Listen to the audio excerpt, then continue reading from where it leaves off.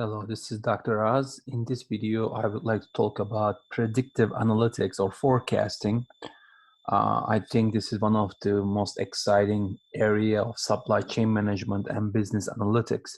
So let's briefly talk about Disney, which is one of the most popular companies in the world, and they have global portfolio, including locations in Shanghai, Hong Kong, Paris, Tokyo, Orlando, and Anaheim. And they basically generate revenue from people, and depending on how many visitors they have and how much money each visitor is spending. So their idea is to forecast the how many visitors they expect to have next week, next month, next year or so, and also on average per type of visitor, how much money they spend. So Disney generates daily, weekly, monthly, annual, and 5-year forecasts. And it's very important for Disney to make these forecasts because based on that, they make labor management, hiring, firing, training decisions, maintenance, scheduling the maintenance operations and scope operations, finance, how to finance activities and how to run the operations in terms of who's going to do what, when, and how much money is needed, what interest rate is acceptable, what is the expected return on investment, and capital allocation decisions. Also, forecast will use to adjust opening times. If the parks are trendy, maybe you want to start earlier and around 6 a.m. or 7 a.m. in certain locations, but maybe in certain seasons and certain locations you may want to close early or start late and things like that. And also Disney needs to decide how many rides to include, what kind of rides to include, what's an acceptable waiting time for each type of ride. So these are all forecasting, and it's very important to have accurate forecasts to make this kind of decisions. Okay, so if you look at it here, the inputs for forecasting for Disney could be pretty much anything, but we again KISS principle, keep things simple and silly.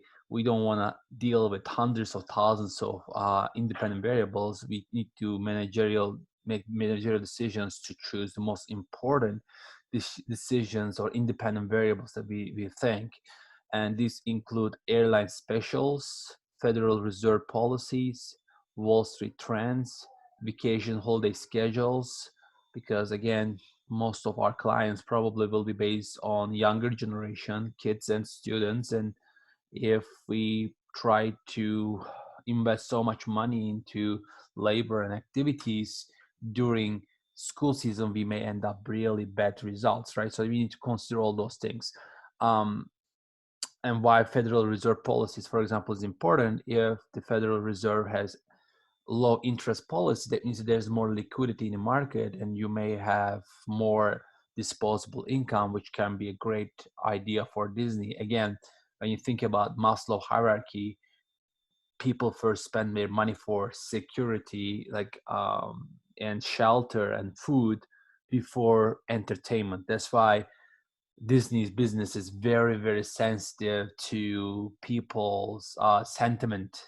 So if people feel scared, fear is the part of their decision making, they may not come to our Disney products.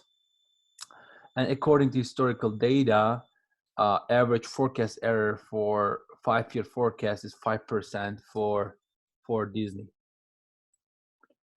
So in this chapter, we will explain when to use the qualitative models that I will discuss, and I will discuss about 4 different types of qualitative models, and then I will show you quantitative models, including naive Bayes forecasting, moving average, and trend methods.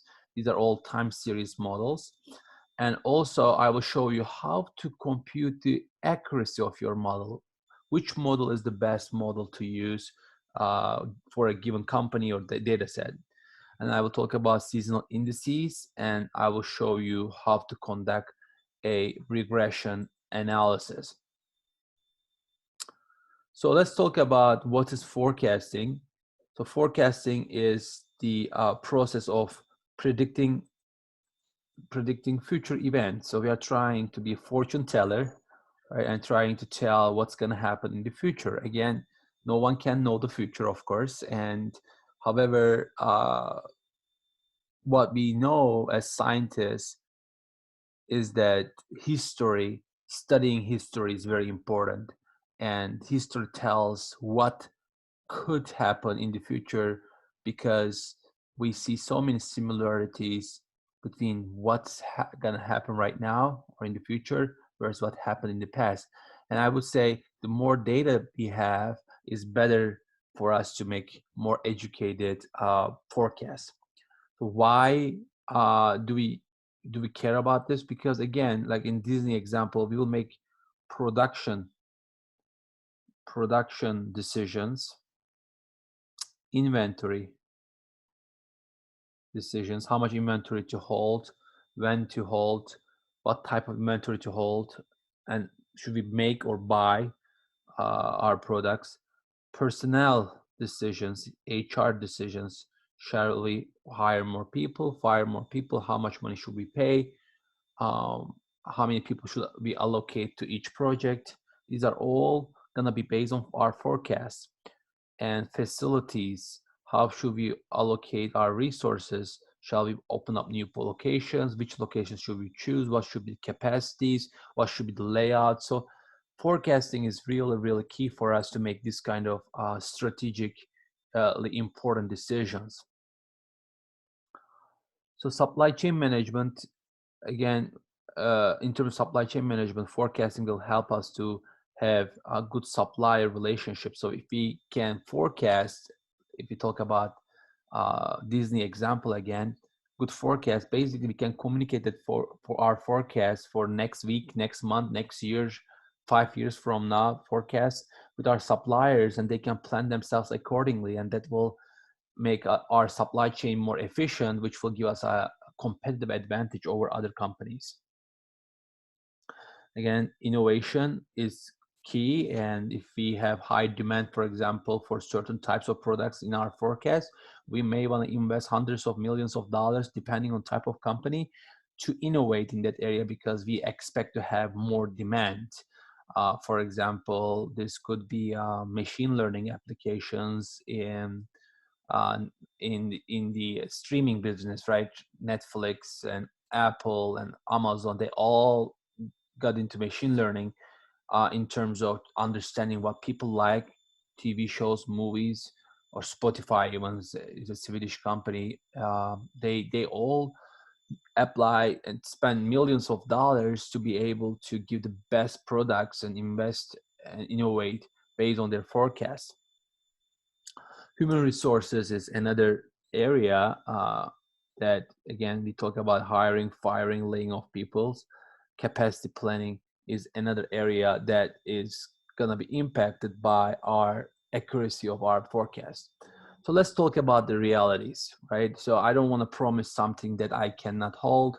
And depending on what you're trying to forecast, sometimes accuracy of these forecasts are horrible. Like, for example, 2008 housing market crash, only a few people could forecast that. Currently, in 2020, uh, pretty much no one in the market could forecast what happened in terms of coronavirus. People were saying that market is high, so, but no one knew how deep it's gonna get and how long it will last. Still, people are debating about it. Or inflation is another thing. I follow pretty much all the economists. I haven't seen any single economist told me that uh, there will be no inflation between 2008 to 2020, which is 12 years time frame, although we printed trillions of dollars. So what I'm trying to say is that forecasts are seldomly perfect, and many cases they are really, really bad. However, that's why I think it's very important for us to being humble, that no matter how good we are in forecasting, we will be always somewhat wrong. However, also we need to have confidence, which is kind of it sounds like contradicting. uh, in our forecast, because I would say the good forecast is much better than just making decisions based on our guts. You may be really good in terms of your feelings, but history showed us that human beings, we are very emotional, and sometimes we make crazy decisions due to greed or fear. So we got to be careful about that. That's why I think it's important to create a model and stick to it, and of course adapt that model based on changes in the system. So most techniques that I would cover, or in general available, they are assuming that there is a stability in the system, or equilibrium, some kind of, because if there's upward trend, we will assume the trend will go on. If there is no trend, or downward trend, we will assume that it will continue. So and we make assumptions that history is a great indication of the future forecast. But again, some forecasts just use short term, sometimes long term, and depending on situations, short term data collection versus long term tens of years of data either could work better than each other, depending on industry, depending on situation, depending on changes in the system. So that's why we got to be really humble and careful and critical. Product family and aggregated forecasts are more accurate. I would say this is the success story of value investors like Warren Buffett. What he does is he says always the same thing, no matter what video you watch, probably. He says that no one can know what will happen to the stock market today, one day from now, 1 month from now, even a year or two from now, but we can know what's going to happen 30 years from now, 20 years from now with more certainty. That sounds kind of crazy, because the longer the time frame in general, you may think that, hey, this is going to be harder to predict. But stock market, for example, we realize that long-term plan forecasting is much easier, and there's more stability. So that's why we got to be careful, again, what we are trying to forecast, and understand our system very, very carefully. So now what I would like to talk about is that qualitative methods, 4 of them. So we could use jury of executive opinion. Basically, we will ask our high-level experts, hopefully they are really experienced and smart people, and ask their opinions, and then based on that, we will say, hey, let's do invest here, invest there, sell, buy, whatever might be, hire, fire, make those decisions based on expert opinions. And again, the idea here is that our experts will use their own intuition experience to make better decisions. Another one is Delphi method, which is kind of cool. You ask people's opinions without their name, so that a charismatic person cannot influence the other person. And then you redistribute all the ideas between your group, and you iteratively eliminate the bad ideas, and hopefully from so many ideas you will merge to the best idea or two. Okay, so it is basically iterative approach, and you eliminate the bad decision alternatives. Third qualitative approach that I would like to talk about is Salesforce. So basically you go to your superstar salespeople and say, hey, what do you think is going to happen to car sales in 5 months from now or 3 months from now? And hopefully since they communicate with their customers and follow the trends in the industry, they should be able to help you making better forecasts. And I would say also very, very important forecasting technique is asking your customers. They're the boss, right? That's the mindset that I like. Ask them what they think, and have questionnaires and surveys, and see what they want, what they're doing, what they're planning to do in the future. So that will help you. So that's it for this video. Next video, I will talk about the quantitative approaches. Until next video, enjoy supply chain management.